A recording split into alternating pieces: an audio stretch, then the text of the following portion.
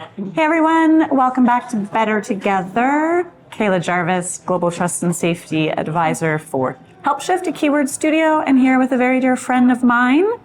Yeah. Hi, I'm Hege. I'm the CEO and co-founder of Aiba. Aiba does very important work, as we know, in the trust and safety space, which also, of course, we do as well. And when we're here to talk about Better Together, we're here about how technology, particularly content moderation technology, AI, and humans work really well together. But to start, I have a very difficult question for you. All right.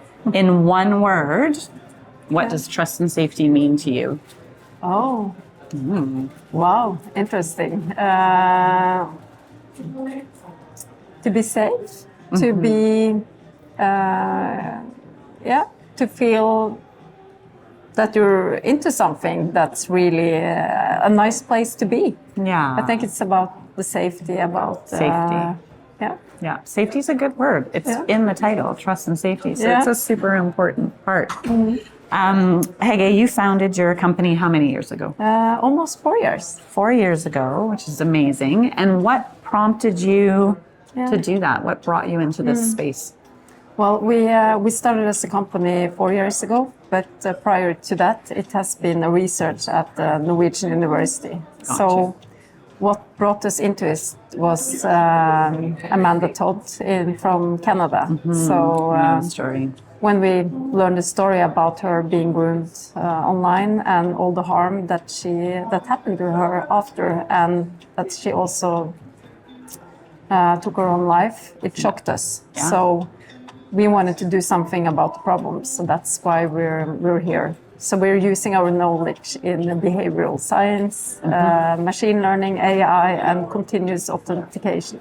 So we have built a system to protect and to identify the bad harm super early, so it can be stopped before it happens. I think that word is really an important one to identify, and I think that's where technology does such an important role, especially at scale, is figuring that out. So when you're first working with a company, what are the important considerations early on when they're thinking of implementing a product like Aiba?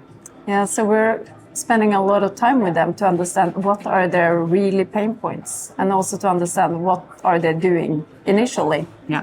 And we see that also, especially the smaller companies, they're not aware of all the harm that might happen. So giving them the strength to actually putting together a proactive system early on can help them in the long term. Yeah. Another great word, proactive, is a super important word. So how I understand that is that we want to limit or completely disallow the harmful content before it ever reaches a community, right? And that's what your technology does really, really well. Yeah, so we're predicting like cyber grooming super early. Yeah. In less than 10 messages between two people. So that's our real strength. Yeah. But we're also using the same technology to predict other type of harm, like radicalization, self-harm,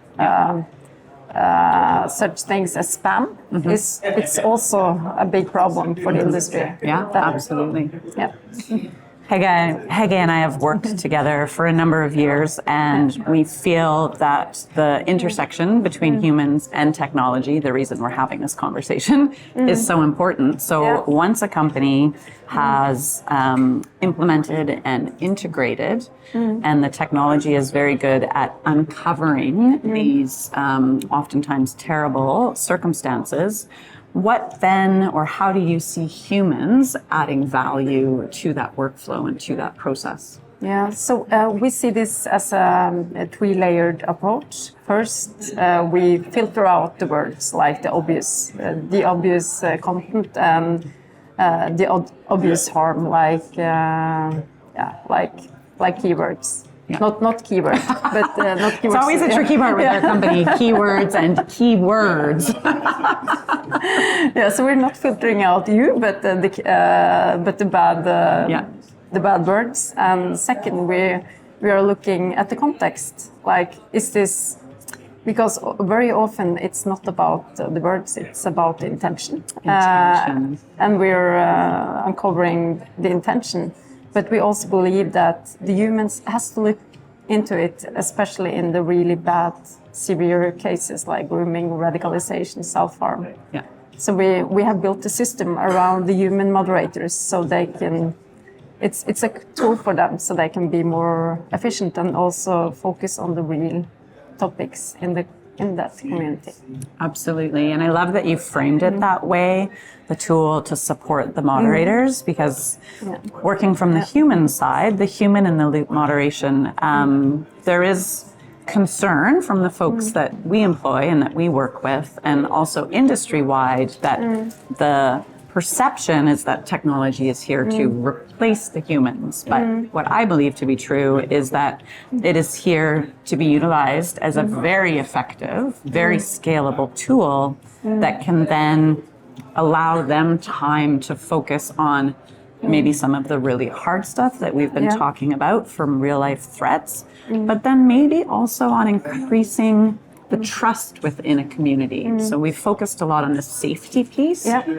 But there's also an opportunity when they have more time and a different aspect to focus on within the community, that they can help a company increase their trust, which increases their engagement. What are your thoughts about that? Yeah, and absolutely, 100%. And we also see that most people are nice. Yeah, it's true. And we saw for one customer, we saw that 7 people out from 35,000 players did 25% of all the harm. Wow. So by being able to identify them, but also maybe turning them into good players. Yeah. And then you can have a really great community. So like, then you can work on the community side to build it to be better, thriving, safer.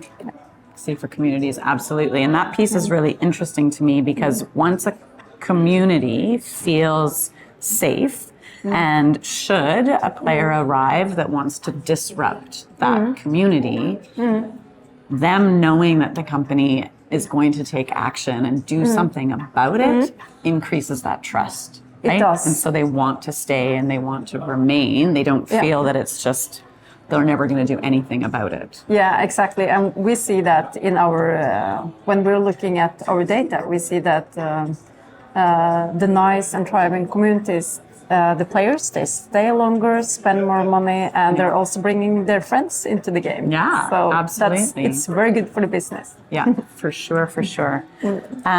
Coming back to sort of that better together story that we both believe very much in, if you are working with a new company, so whether it's new to you or they're new to gaming, but they're creating their trust and safety team, their community team, with your expertise, what would you advise them to consider as they build out that team to help manage that community? Well, I think prioritize is... It's Wednesday of GDC. We've all spoken a lot of words. Prioritize, right? Prioritize what's important for them, and also what type of community they want to have. It's different between a shooter game and a cozy game, of course. Yeah. But also being able to see what do they need to have in-house, what do they need, what could they spend from external ones. Yeah. And also have a understanding of what's important for them, what should they really have in their team. Yeah. And also, we know that our customers are building tools themselves. We don't have to deliver the whole platform. We're helping them to fill in the gaps and also to work with companies like you. Yeah. And sorry to interrupt. No, with the human services. With the human services, and I was going to say, it's the same for us on the human side. It's not all or nothing. We're not coming to just do all of the parts. It's where can we provide assistance and support to help them achieve their goal when it comes to trust and safety. Yeah, fantastic. It's been such a pleasure, Hege. Thank you for joining us. Yes, and for talking about our favorite topics, which is trust and safety. Well, thank you for having me. Of course, and we'll see you soon. Yeah. Thanks again, everyone. Thank you.